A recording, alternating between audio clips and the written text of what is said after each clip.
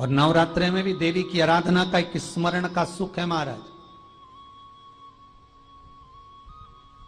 ज्योत का विधान है, नवरात्रि में देवी की ज्योत लगती है, अखंड ज्योति लगती है, जवारे बुआए जाते हैं, कलश लगता है। ज्योत का भी विधान है।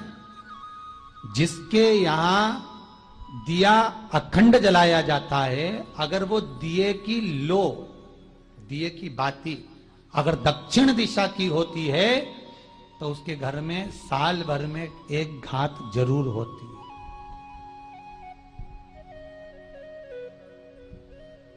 जो दिया अखंड जलता है उसकी बाती का मुख दक्षिण का नहीं होना चाहिए। अगर आपने देवी भागवत का स्मरण कराओ, देवी भागवत को अगर सुना हो, तो देवी भागवत में स्पष्ट किया गया कि पूर्व की ओर मुख करा हुआ दिया, अर्थात पूर्व की ओर ज्योत जो जलाई जाती है वो संपदा की वृद्धि करती है। पश्चिम की ओर मुख कर कर जो ज्योत लगाई जाती है महाराज, वो वैभव को देती है।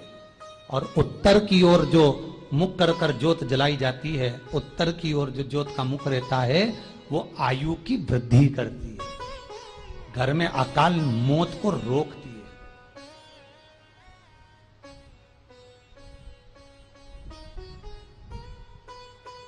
नवरात्रि का जो भाव तत्व है उसको भी अच्छे से समझ लेना।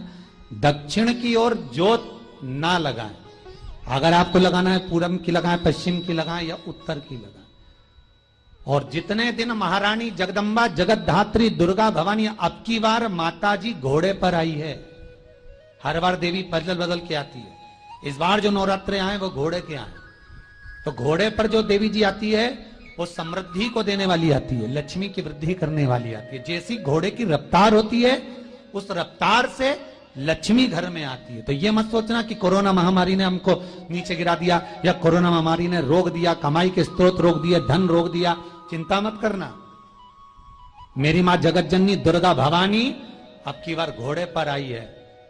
साल भर में इतना धन दे देगी कि आपने पीछे के 4 साल में नहीं कमाया होगा, इतनी मेरी मां भंडार भर देगी। ये घोड़े पर आई है, कोई साधारण नहीं हो सकता।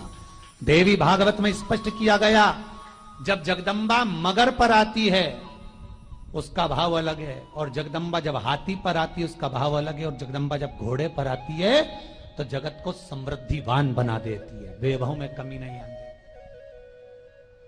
अभी भले दुनिया के लोग अभी रोते हैं कि पैसा नहीं आ रहा, कोरोना महामारी ने सब तोड़ दिया, रोक दिया, पर चिंता ना करना। मेरी मां अगर घोड़े पर आई है तो उसका सुख आपको जरूर मिलेगा। एक जरा सी मिट्टी की दुकान भी अगर आप खोल कर बैठेंगे तो चांदी और सोना के बराबर कमाएंगे, इतना धन देगी वो मां। साधारण नहीं है मेरी माता। तात्विक सुख का आनंद देने वाली, लाभ तत्व प्रदान करने। और नवरात्रि में भी अगर आपकी कोई कामना है, आपकी अगर इच्छा है, आपका मन है, तो जगत जननी की आराधना करो। पति और पत्नी में अगर क्लेश है तो जगदम्बा के मंदिर में मक्खन चढ़ाओ, प्रेम बढ़ जाएगा। आपको लगता है कि पति कोई अन्य स्त्री से लगा हुआ है या परिवार टूट रहा है, तलाक तक पहुंच गया है, तो माता के मंदिर में आप ध्वजा लगवाइए, उस ध्वजा पर मक्खन लगाकर लगवाइए, आपको लाभ मिलेगा। महाराज, यदि आपको लगता है कि बच्चे बहुत ज्यादा अपशब्द बोल रहे हैं, मुंह चला रहे हैं और प्रेम नहीं रख रहे, तो माता के मंदिर में लाल पुष्प, लाल चंदन और लाल चूड़ी मां को समर्पित करिए, प्रेम बढ़ेगा। बच्चा कभी आप जी से कम नहीं बोलेगा, प्रेम की भाषा निकलेगी।